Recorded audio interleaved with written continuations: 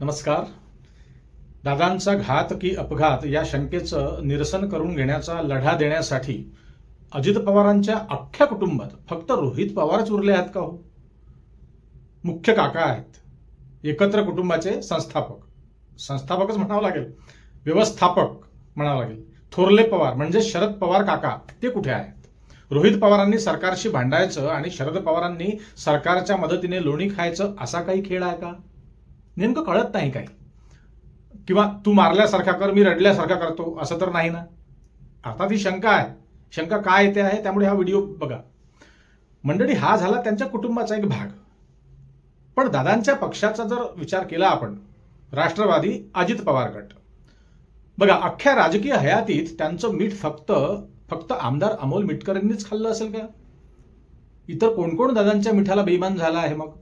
अर्थात घात की अपघात हा छडा लावण्यासाठी एक घरचा आणि दुसरा कोण बाहेरचा, हे दोघंच आक्रमक होत आहेत.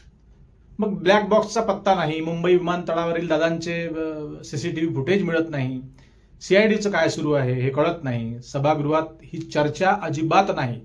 अनेक दिवस उलटून गेले, 4-5 दिवस आता अधिवेशनाचे शिल्लक राहिले आहे. आणि म्हणूनच मग शेवटी दादांना न्याय मिळेल की नाही ही शंका येत आहे. हे सर्व का घडत आहे हे सर्व जाणून घेण्यासाठी हा व्हिडिओ शेवटपर्यंत बघा. अतिशय इंटरेस्टिंग पण आहे, गंभीर पण आहे. मंडळी, एरवी दादांच्या सभांमध्ये तुम्हाला ठाऊक असेल, दादांच्या पत्रकार परिषदेत बघा तुम्ही, जुन्या किंवा कुठेही ज्या ठिकाणी कॅमेरे लागलेले आहेत, फोटोग्राफर्स आहेत, पत्रकार आहेत, त्या ठिकाणी दादांच्या मागे पायलीचे 50 नेते दिसायचे अवतीभोवती. असं वाटायचे दादांच्या किती जवळचे असतील. एक बाई तर बाबा सतत त्यांच्या शेजारीच दिसायची. असे अनेक दादांच्या मागे पुढे लोक फिरायचे. परंतु आज दादांना न्याय मिळवून देण्याची वेळ आली तर हे सर्व बेपत्ता झालेले आहेत. परंतु अपवाद फक्त एकच आहे. त्यापैकी सत्ता पक्षासोबत असणारे फक्त अमोल मिटकरी दादांना न्याय मिळावा यासाठी अतिशय जोखीम घेऊन बोलतायत. ते अतिशय जोखीम आहे त्यांची, कारण साधे आमदार आहेत ते, लक्षात घ्या. राष्ट्रवादीच्या शरद पवार गटातील देखील तुम्ही पाहिलं असेल, एकमेव रोहित पवार बोलतायत. पवार कुटुंबांपैकी जर विचार केला तर ते एकटेच आहेत. रोहित पवार आणि अमोल मिटकरी या दोघांनाच एवढी का पडली आहे? हेच नेमकं आयुध वापरून या दोघांनाही बदनाम करण्याचा कार्यक्रम हल्ली सुरू आहे. कारण संधी मिळाली आहे सगळ्यांना. आणि त्यामुळेच दादांचा घात की अपघात ही चर्चा संपुष्टात येईल की काय अशी भीती निर्माण झाली आहे मंडळी. आणि मग यातूनच हा घातपातच होता ही शंका दिवसेंदिवस वाढत जरी असली तरी त्याचं खरं उत्तर महाराष्ट्राला मिळू नये असं नेमकं सरकारमध्ये असणाऱ्या कुणाकुणाला वाटत आहे का? कारण गेल्या महिनाभरापासून रोहित पवार यांनी एकट्याने हा मुद्दा लावून धरलाय, तुम्ही पाहिलं असेल. आणि त्याच्यासोबत कोण असतं तर फक्त दादांच्या आमदारांपैकी अमोल मिटकरी हे एकटेच आहेत दादांच्या पक्षातले. विधानसभेच्या अधिवेशनात हा मुद्दा चर्चेत यावा यासाठी सुद्धा लेखी विनंती सभागृहाला मिटकरींनी केली आहे. तुम्ही माध्यमांवर पाहिलं असेल. आता अधिवेशन येत्या 5-6 दिवसात गुंडाळेल मंडळी, कारण मला वाटतं 25 तारखेपर्यंत ही शेवटची तारीख त्या अधिवेशनाची आहे. परंतु सभागृहात चर्चा होणार की नाही हा संभ्रम आहे. या सत्ता पक्षात म्हणजे महायुती सरकारमध्ये अजित पवार मुख्यमंत्री होते, उपमुख्यमंत्री होते, पालकमंत्री होते, अर्थमंत्रीही होते. इतकी मोठी ही व्यक्ती असल्यावर हा मुद्दा चर्चेत अजूनपर्यंत सभागृहात का आला नाही? खरं पाहिलं तर ही चर्चा सभागृहात होण्यासाठी कुणाच्या विनंतीची सुद्धा आवश्यकता पडायला नको होती. कारण अधिवेशनाच्या पहिल्याच दिवशी तुम्ही पाहिलं असेल शोक प्रस्ताव घेण्यात आला होता. खरं तर त्याच दिवशी या चर्चेची तारीख ठरायला हवी होती, कारण रुलिंग पार्टीमध्ये होते ते. परंतु प्रत्येकाने फक्त एक औपचारिकता निभावली. कुणी रडलं, कुणी भाऊक झालं, कुणी दादांचे गोडवे गायले, कुणी त्यांच्या किस्से कहाण्या सांगितल्या. त्यानंतर राज्यभर शोकसभाही झाल्या, पुतळे उभे करण्याची भाषाही सुरू झाली, मला वाटते तयारीही सुरू झाली. परंतु त्यांचा घात की अपघात हे जाणून घेण्यासाठी कुणालाही काही पडलं नाही. सभागृहात शोक प्रस्तावाच्या वेळी ज्यांनी दादांप्रती कडवळा दाखवला, जिव्हाळा दाखवला, अश्रू ढाळले, किस्से कहाण्या सांगितल्या, दादा माझ्या किती जवळचे होते ते लोक ते बोलले, त्यापैकी रोहित पवार आणि अमोल मिटकरी सोडले तर हा मुद्दा लावून धरण्यासाठी कुणीच पुढे यायला तयार नाही. सभागृहाच्या बाहेर जेव्हा अमोल मिटकरी किंवा रोहित पवार अलीकडे पत्रकारांपुढे दादांच्या विषयावर बोलतात तेव्हा तुम्ही बघत असाल त्यांच्या मागे अवतीभोवती एकही दुसरा चेहरा त्यांच्या मागे उभा दिसत नाही. आणि म्हणूनच मग ज्यांना ही सखोल चौकशी नको असेल त्यांनी रोहित पवारांवर टीका सुरू केली आहे. आणि सोबत ही री ओढायला भक्तजन आहेच, तुम्हाला ठाऊक आहे. रोहित पवारांना काही आमदारांचा पाठिंबा आहे अशी माहिती होती यापूर्वी, आहे म्हणतात पाठिंबा. पण त्या पाठिंब्याचा काय अर्थ? मग त्यापैकी एकही जण का स्पष्ट पुढे येऊन बोलत नाही? त्यांना कुणाची भीती आहे का? किंवा शरद पवार गटासोबत असलेले उद्धव ठाकरे गटातील देखील कुणीच ठोस पुढे येऊन बोलायला तयार नाहीत. शरद पवार गटातील खुद्द जयंत पाटील देखील बोलण्याचं टाळतायत. एरवी तुम्हाला ठाऊक असेल, अमोल कोल्हे अतिशय आक्रमकपणे बोलतात, चांगलं बोलतात, ते अभ्यासू आहेत, शिकले सवरलेले आहेत. ते राज्यात नसले तरी काय झालं, पण बोलू तर शकतात ना. पण फारसे कुठेही ते सुद्धा दिसत नाहीत. एवढंच नाही तर ज्यांच्या कुटुंबातील व्यक्ती गेली आहे, ते पार्थ पवार असतील, जय पवार असतील, किंवा खुद्द पवारांच्या अर्धांगिनी सुनेत्राताई पवार, या देखील एक अवाक्षर काढताना दिसत नाही. आता याचा कुणी काय अर्थ लावायचा हे अजिबात समजायला मार्ग नाही मंडळी. कारण पवार कुटुंबाचं राजकारण हे कुणीही आजपर्यंत ओळखलेलं नाही असं म्हणतात लोक. मग गुपचूप राहण्यासाठीच सुनेत्रा पवारांना तातडीचा शपथविधी दिला का? तोंड बंद ठेवण्यासाठीच मग पार्थ पवारांना खासदारकी दिल्या गेली का? मग शरद पवारांसोबत जे घडलं बिनविरोध, ते आपल्या राज्यसभेवर गेले आहेत, कुणीही दुसरा उमेदवार दिला नाही, निवडणूक झाली नाही.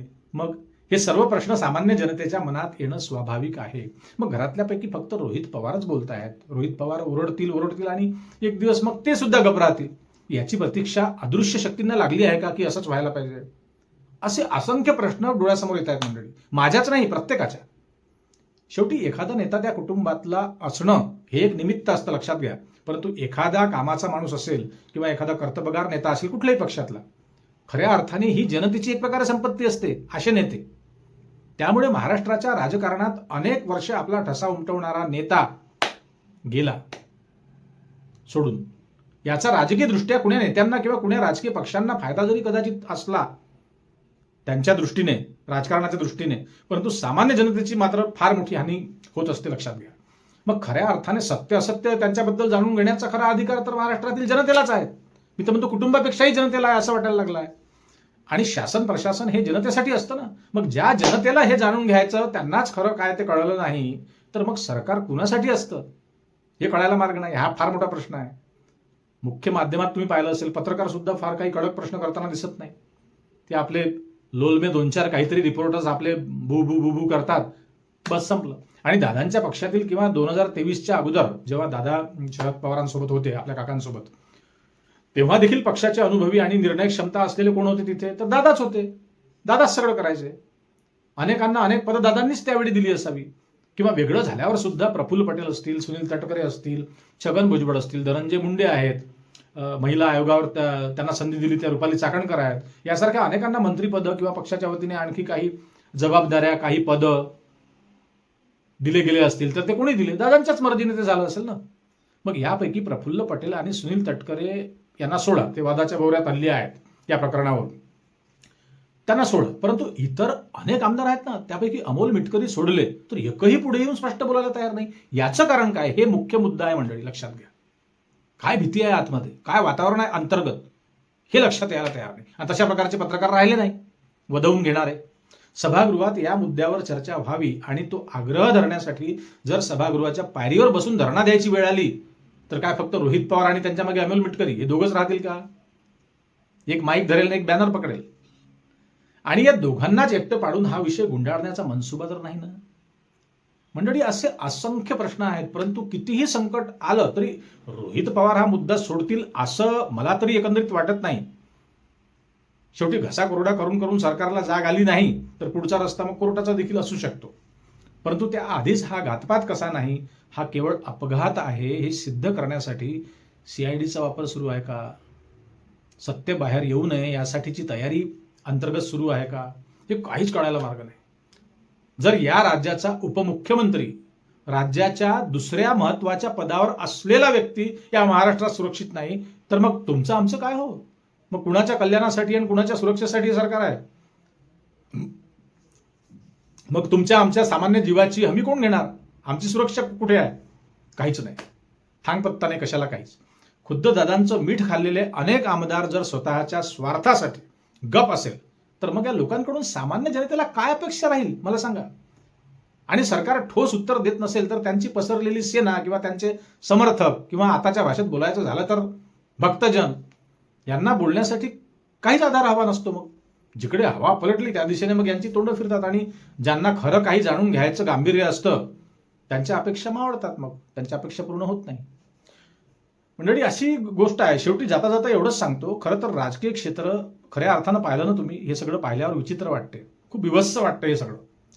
राजकीय क्षेत्र क्रूर असतं असं वाटतं, निष्ठुर असतं. कधी कुणाचा कोण मित्र होईल आणि कधी कोण कोणाचा गेम वाजवेल, कोण कोणाचा शत्रू होईल, हे काही राजकारणात निश्चित नसतं. आणि शेवटी सत्तेचा मार्ग राजकारणच आहे, हे लक्षात घ्या.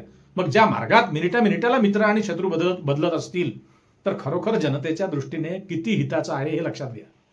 ज्या कुटुंबाचा करता करविता गेला आहे, त्याच पवार कुटुंबातील 5-5 जण संविधानिक पदावर असताना देखील न्याय मिळत नसेल, तर याला जबाबदार माझ्या मते हेच 5 जण आहेत असं म्हणायला हरकत नाही. मग अमोल मिटकरी जे सांगतात, दादांमुळे आपण आमदार आहोत, त्यांची फार कृपा झाली माझ्यावर, तर या 5 जणांच्या इच्छेविरुद्ध अमोल मिटकरी किती काळ तक धरतील मला सांगा बरं. घरचेच बोलत नाही तर बाहेरचं काय करेल. या 5 एक रोहित पवार स्वतः आहेत, तरी उरलेले 4 आहेत. त्यामुळे रोहित पवार सुद्धा कुठवर लढा देतील ही शंकाच आहे मंडळी. आणि त्या काकांच्या मनात काय आहे शरद पवारांच्या, हेही लक्षात यायला मार्ग नाही मंडळी. बघा किती गंमत आहे मोठी. एकीकडे बघा, ज्यांच्या मृत्यूबद्दल शंका घेताय रोहित पवार, त्यांच्याच कुटुंबातले सदस्य आमदार रोहित पवार, आणि दुसरे अमोल मिटकरी दादांच्याच पक्षातले. आता बघा की ही भानगड किती भयंकर आहे. 2च लोक आहेत, त्यांच्या कुटुंबातले लोक सुद्धा त्यांच्यासोबत नाहीत. मग दुसरीकडे शरद पवार या वयात राज्यसभेवर गेलेत, त्यांच्या विरोधात कुणीच काही उमेदवार वेगळा भाजपाने उभा केला नाही. त्यांना तिकडे संधी दिली. सुनेत्रा पवार उपमुख्यमंत्री आहेत, पार्थ पवारांना खासदार बनवलं तिकडे. जय पवारांचा नंबर लागेलच की काय असं वाटायला लागलं आहे. मग काय, एखादा जीव गेला तर त्याचं तुम्ही दुःख करू नका, हे तुमचं गिफ्ट घ्या, हे तुमचं बक्षीस घ्या, असं काही आहे का मंडळी. राजकारणात लय अवघड आहे राजकारण, तुम्हाला सांगतो मी. तर म्हणतो खूप क्रूर वागतात का हे लोक, खूप निष्ठुर असतात का, यांना दया नसते का, इमोशनल नसतात का राजकारणी लोक. अर्थात सगळ्यांबद्दल बोलत नाही मी, पण 99% निष्ठुर असतात का हे लोक, यांना काहीच वाटत नाही का. दादांसोबत जेवले असतील बाजूला बसून, शेजारी बसून, दादांसोबत चहा पिले असतील, दादांसोबत पाणी पिले असतील, अनेक सुखदुःख एकमेकांनी वाटून घेतले असतील, एक दुसऱ्यांच्या घरी जेवायला भोजनाला गेले असतील, यांना काहीच त्यांची संगत आठवत नसेल का. कुणीच का पुढे येऊन बोलत नाही. हा किती मोठा गंभीर मुद्दा आहे मंडळी. एखाद्या परक्या तिराईत रेल्वेत भेटलेला मित्र बनतो आणि ती मैत्री आयुष्यभर लोक जपतात, असे अनेक शेकडो उदाहरणं आहेत. पण हे लोक मांडीला मांडी लावून अनेक वर्ष काम करतात, बसतात, काहीच कुणी बोलायला तयार नाही. मुद्दा काय मंडळी, हा महत्वाचा प्रश्न आहे. कमेंट बॉक्समध्ये तुम्ही लिहा, सांगा मंडळी की खरोखर दादांचं मीठ कुणी कुणी खाल्लं आहे, आणि दादांच्या या मिठाला कोण कोण जागा आहे आणि कोण कोण त्यांच्या मिठाला विसरलेला आहे, बैमान झालेला आहे, हे सुद्धा कमेंट बॉक्समध्ये मंडळी लिहा. कारण तुम्ही बघा, शेवटी बघा, नेते असोत की अभिनेते असोत, संदेश यांनीच लोकांना द्यावा लागत असतो, लक्षात घ्या. सरकारच्या रूपाने, सत्तेच्या रूपाने, मंत्र्याच्या रूपाने, किंवा अभिनेते असतील तर एखाद्या सिनेमाच्या रूपाने समाजाला चांगल्या गोष्टी, चांगल्या दिशेनं मार्ग दाखवण्यासाठी हेच लोक जबाबदार असतात, आणि यांनीच हे सगळं पाळायला पाहिजे. पण त्यांच्याकडूनच असं आपल्याला कळत असेल तर गंभीर आहे मंडळी. तुमच्या आमच्या सुरक्षेचं काय आहे. इतका मोठा माणूस अपघातात गेला, असा कसा अपघात झाला, असं कसं विमान, सुरक्षा कुठे होती, काय होतं, सगळं संभ्रमित आहे मंडळी. कमेंट बॉक्समध्ये नक्की लिहा तुम्हाला काय वाटतं, तुमच्या मनात काय सुरू आहे मंडळी. आपण लोक फार हुशार आहात, लक्षात घ्या. मी कमेंट्स वाचतो आपल्या, मला फार आनंद होतो, कौतुक वाटतं. आपला महाराष्ट्र खरोखर मोठा आहे. मला अभिमान वाटतो तुमच्या सगळ्यांचा. तुम्ही जे कमेंट्समध्ये लिहिता ना खाली, आणि मी सगळ्या कमेंट्स वाचत असतो, अतिशय मुद्देसूद लिहिता तुम्ही लोक. तुम्ही फार महान आहात बाबा. हे आमच्यासारखे बोलणारे सोडा, आम्ही आमचं काम करतो, पण तुमची भूमिका फार महत्वाची आहे. आणि सामान्य माणसांच्या हातून अशाच पद्धतीने राजकारण हळूहळू निष्ठत चाललेलं आहे. ते तुम्हाला वाचवायचं आहे. त्यामुळे कमेंट्स खाली करत चला, कारण तुमच्या कमेंट्स वाचून आम्हाला बळ मिळतं ना, आम्हाला महाराष्ट्राचा अभ्यास होतो वारंवार मंडळी. असो, आपल्या चॅनलवर नवीन असाल तर तुर्तास सबस्क्राईब करा, आणि जास्तीत जास्त लोकांपर्यंत हा व्हिडिओ शेअर करण्याचा प्रयत्न करा मंडळी. लवकरच आपलं चॅनल 1,00,000 सबस्क्रायबरचा टप्पा गाठणार आहे, आणि ती सगळी तुमची कृपा आहे, तुमची मेहरबानी आहे, तुमचे अनंत उपकार, अनंत आभार मंडळी. पुन्हा भेटूच नवीन विषयावर बोलण्यासाठी, नव्या दिवशी नव्या दमाना. तोपर्यंत नमस्कार. जय हिंद, जय महाराष्ट्र.